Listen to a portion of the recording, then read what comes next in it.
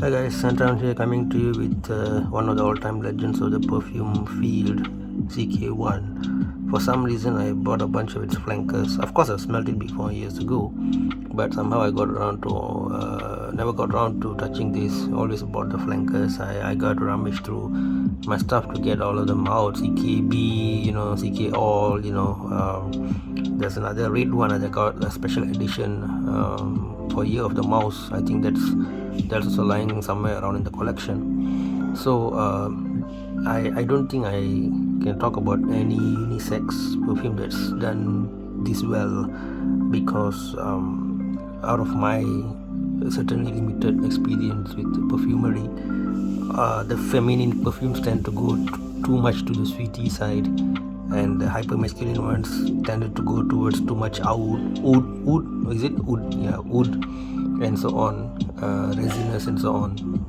So when you talk about unisex, it has to sort of balance both and be presentable and acceptable to both or all kind of people, and so I think this does that job quite successfully. Okay, this is a 90s baby, and one of the legendary series of 90s perfumes. I'm gonna do a video on that soon. Smoky glass 90s legends, I might call it, which will of course include Issey Miyake, Laodicea, and what's the other one? Of course, Acqua di Gio. So these three represent the smoky glass era of the 90s. Okay, and Morilas the man. Okay, so this one was launched in 1994 under the nose of Alberto Morilas and Harry Fremont. Okay, and they've been labeled with the notes. They've thrown in lots of ingredients into this. So I'll just give you some example of what are inside here. Pineapple, mandarin, bergamot, green notes, lemon, orange, papaya, cardamom, middle is lily of the valley, jasmine, violet, nutmeg, rose, orris root. So the rose and jasmine are more subtle underplayed, but I can sort of get them a bit, and that's nice. They don't overpower you. The citrus portion of it, the bergamot, the lemon, those are stronger, and that gives it that aura or feeling of freshness.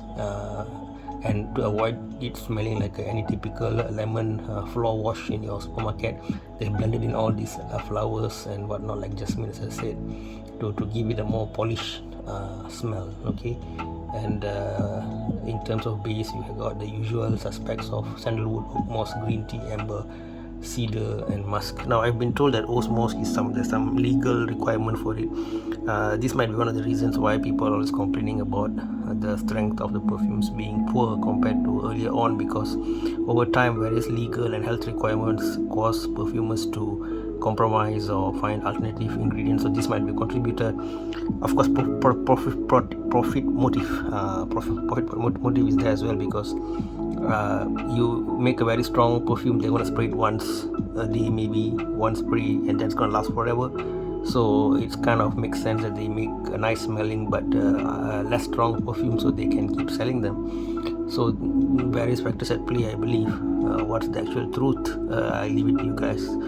Alright, so what can I say about this perfume? One of the complaints is that, as I mentioned earlier, the reason why it doesn't project so much and does not last that much as well is various factors, ingredients, cost, need for people to buy it repeatedly, and so many factors. Okay, what exactly is the one? Only probably the manufacturer themselves would know the truth. The bottle is great, simple, as I said, smoky glass, sophisticated. Okay, not like certain bottles which is funny today and then looks ridiculous next year. This one is many years and still classic looking, and it did its mission very well. They targeted the unisex concept, and literally every other person was rocking this in the 90s. So they carried out the mission pretty well, and this bottle has become like a template for many Calvin Klein perfumes as well. It's just that I feel that the kind of effort put into these early products by Calvin Klein has really been watered down, pardon the pun, whereby they do release lots of perfumes nowadays. The numbers are a lot, but none of them really seem to me to be really distinct or made with the proper effort, or I mean, the whole package is not really there, right? The whole package is not there. It's just like something churned out, like I'm going to churn out a flanker next month, throw it in the supermarket, get some people to buy it. Okay, next, it sounds like very manufactured. Whereas on the other side, you got niche whereby they just jack up the prices to ridiculous heights, claiming it's a natural ingredient and this and that. So to find a nice sweet spot is still kind of a challenge for us perfume aficionados. I think a few brands do reasonably fairly. I think one of the best in that aspect is Dior. I love the atomizer, I love the construction, classy bottle, the quality of the perfume. I mean, Dior is really hitting all the right, what do you call it, notes, as it were. But anyway, I digress because I don't want to start talking about Dior in a review about Calvin Klein, the one. So my conclusion is that the price is not ridiculously high. I think I've seen about $50 US dollars for 50 ml bottle. It can vary.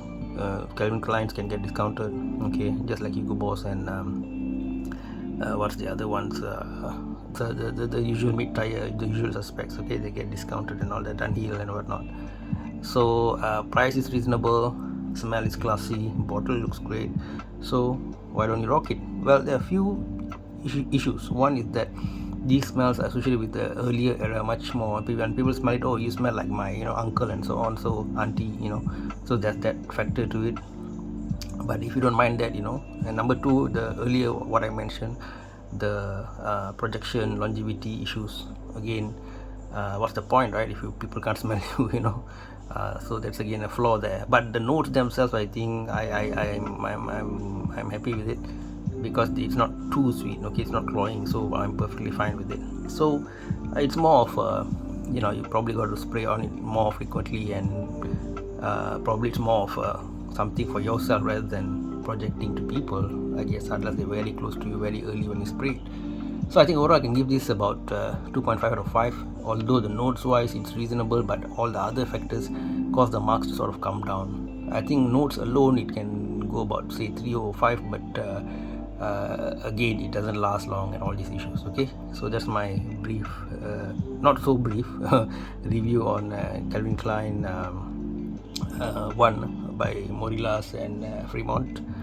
Be free to comment on this, and soon I might do some comparison videos as well.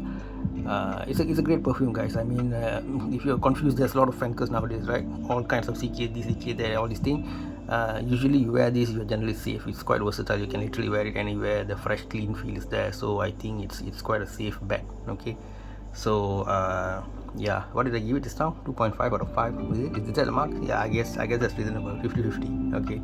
So this is not the top creme de la creme of the perfumery world, but it's not horrible one mark clone or chemical concoction either. So it's just right in the middle, like Buddha, they have the middle path or whatever it is. Slightly lower than middle though, I think. So okay, I think I'll end it here, and I'll see you again in the next video. Hope to do some comparison of this CK1 and others. Okay, thanks, bye bye, take care. Scenthound.